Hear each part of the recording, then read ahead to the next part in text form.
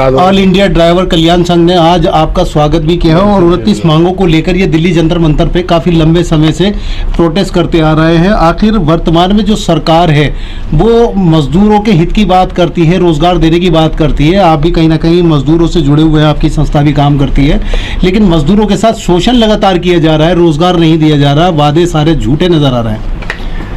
मैं Harbhajan Singh Sidhu, general secretary Hind मजदूर सभा, जो देश के एक राष्ट्रीय जो नेशनल ट्रेड यूनियन सेंटर है उसमें से एक है। 12 हैं, 12 में से एक हिंद मजदूर सभा भी है। हमारी चौथी पोजीशन है देश में।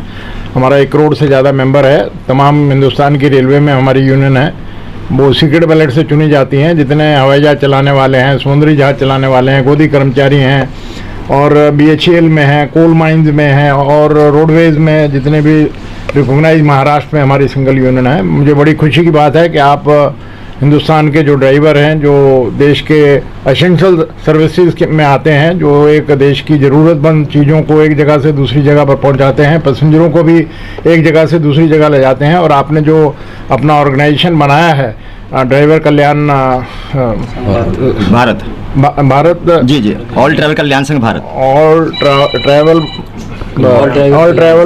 ड्राइवर्स ऑफ इंडिया, मैं आपका स्वागत करता हूं अपने दफ्तर के अंदर। और मैं आपको आश्वासन देता हूं, क्योंकि हमारी 1 करोड़ से ज़्यादा मेंबरशिप है, और ये सरकार जो है, ये आपकी गलतफहमी ना हो, ये पूंजीपतियों की सरकार है। इसमें वर्कमैन के लिए कोई भी किसी भी जगह पर इनके पास कोई जगह नहीं है सोचने के लिए, परंतु हमारा यूनियन का ये फर्ज बनता है कि हम भारत सरकार को अपनी जायज़ मांगें जो हैं वो भारत सरकार के सामने रखें। जैसा कि आपने मांग पत्र अपना बनाया है कि ड्राइवर जो है वो 8 घंटे से ज़्यादा ड्राइवर नहीं कर सकता। उसको रहने की जगह, रेस्ट की जगह, खाने पीने की जगह, चेंजिंग रूम, नहाने की जगह, और उनके बच्चों का पीछे स्कूल फ्री हो, मेडिकल ट्रीटमेंट फ्री हो, उनको यूनिफॉर्म प्रॉपर मिले, उनकी ट्रेनिंग प्रॉपर हो, उनको बुढ़ापे का सारा पेंशन मिले, एक्सीडेंट हो जाए तो उनको उसके मुताबिक कंपनसेशन मिले, और इनको एक आयोग बन जाए ड्राइवरों का, नेशनल लेवल का एक कन्वेंशन, एक कमेटी बने जो आपकी मांगों को डीपली स्टडी करे, और स्टडी करने के बाद जो आपकी मांग है उनको अक्रॉस द टेबल बैठकर पूरा किया जाए। मेरा हिंद मजदूर सभा जो 1 करोड़ से ज़्यादा मेंबरशिप है, मैं आपको आश्वासन देता हूं कि आपकी जितनी जायज़ मांगे हैं उनको पूरा कराने के लिए हिंद मजदूर सभा आपके साथ हमेशा कंधे से कंधा मिलाकर हर जगह पर आपका सहयोग करेगी। ड्राइवर एकता जी, आज की प्रेस वार्ता का उद्देश्य क्या है आपका?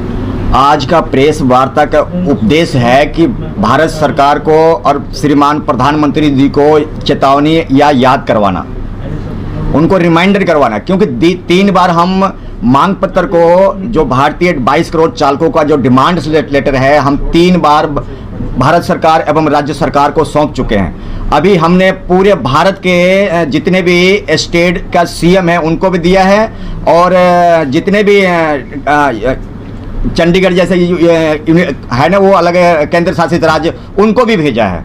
तो मेरी निवेदन है भारत सरकार से और राज्य सरकार से, भारतीय ड्राइवर के लिए जरूर से जरूर कोई कानून और ड्राइवर आयोग की स्थापना की जाए, और जल्द से जल्द भारत में कानून व्यवस्था सुनिश्चित करी जाए। क्या मांगे हैं आपकी, किस लिए ड्राइवर आयोग की बात कर रहे हैं? देखिए, आज सबसे ज्यादा पिछड़ा हुआ वर्ग अगर कहें तो भारतीय ड्राइवर है, चाहे वो टैक्सी का हो, चाहे वो बस का हो, चाहे वो ट्रक का हो। सबसे ज़्यादा पिछड़ा हुआ अगर डिपार्टमेंट है, अगर वर्ग है, तो वो है ड्राइवर। जगह जगह पर इतने सरकार ने उसके लिए कानून थोप दिए हैं जो कि किसी न किसी प्रकार से ड्राइवर को प्रताड़ित किया जाता है। अभी हर एक राज्य में, हर एक जगह में देखने को ड्राइवर के साथ मार पिटाई, उसके साथ अमानवीय व्यवहार, उसकी मौलिक अधिकारों का हनन, ये बहुत अपने आप में एक भारत सरकार के लिए और देश के लिए सोचने का विषय है। मैं समझता हूं कि जहां हमारे देश के नितिन गडकरी साहब जो है देश की रोड की व्यवस्था बहुत अच्छे तरह सुनिश्चित कर रहे हैं, परंतु रोड पर चलने वाला जो ड्राइवर है उसके लिए कोई व्यवस्था, कोई सिस्टम नहीं, कोई नीति नहीं, कोई रूल नहीं। यहां तक कि आपको मैं बताना चाहता हूं, हमारे पार्लियामेंट में जो अभी हमारे बजट किए हैं उन्होंने, अपने बजट मंत्री ने, उन्होंने कोई बजट में कोई भी ऐसा ड्राइवर के लिए कोई प्रावधान नहीं है, कोई भी बजट में कोई भी ऐसा सिस्टम नहीं है कि ड्राइवर को बेनिफिट मिल सके।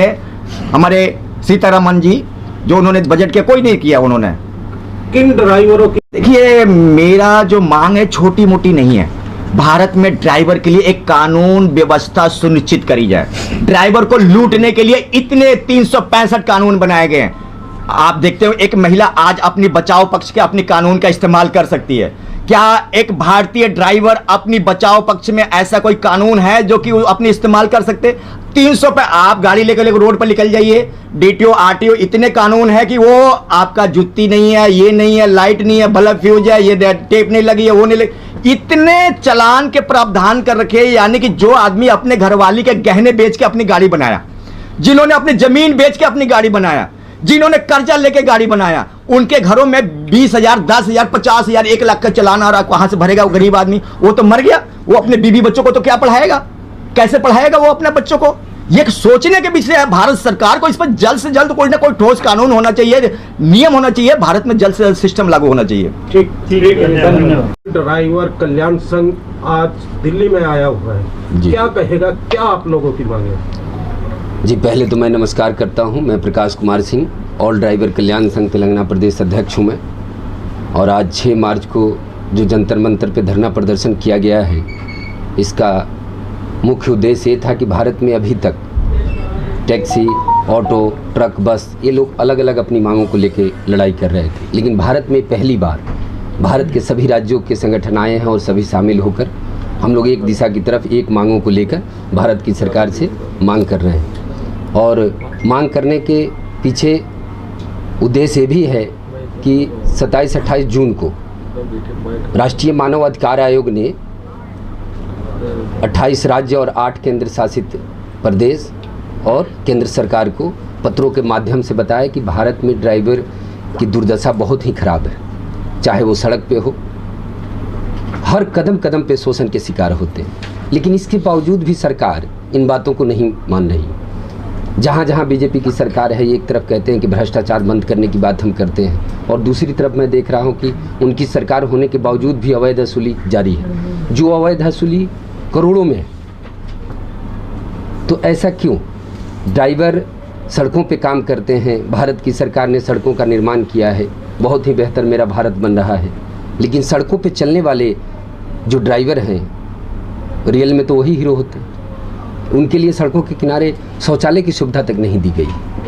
आज भारत में ड्राइवर की वो दुर्दशा है जिसे मानव समझा ही नहीं गया है। राष्ट्रीय मानव अधिकार आयोग ने इन बातों को संज्ञान में लेते हुए सरकार को बताया कि पहले हमें इंसान समझा जाए। आज आने का हमारा उद्देश्य ही था कि हमें इंसान तो समझा जाए इस भारत में, जिस भारत में हम 75 साल बिता चुके हैं। एक तरफ लोग कहते हैं कि मेरा भारत बदल रहा है, लेकिन मैं देख रहा हूं कि आज भी ड्राइवर वही हैं, जिसे 365 दिन सड़कों पे काम करते हैं ड्राइवर, लेकिन उन्हें एक दिन सम्मान नहीं मिलना क्या दर्शाता है? भारत की अर्थव्यवस्था में हमारा कितना % योगदान है? 60%। कदम कदम पे हम खड़े हैं, चाहे वो कोरोना काल रहा हो। आप सोच लें कि सुबह जो चाय से शुरुआत होती है एक इंसान की, वो ड्राइवर से ही शुरू होती है, और शाम को भी ख़त्म ड्राइवर से ही होती है। लेकिन हमने हर कदम कदम पे देश में योगदान दिया है, उसके बावजूद भी हमें एक दिन सम्मान न मिलना भारत में क्या दर्शाता है कि हम किस जगह पे खड़े हैं, कितना शोषण हमारा हुआ है। और सरकारें, मैंने कई मंत्रालय में भी इस बारे में चर्चाएं की हैं, बॉर्डर के ऊपर भी मैं मिला हूँ। सारी खबर सारे लोगों को है, ये खबर होकर भी बेखबर बने हुए हैं। अब ये क्यों बने हुए हैं?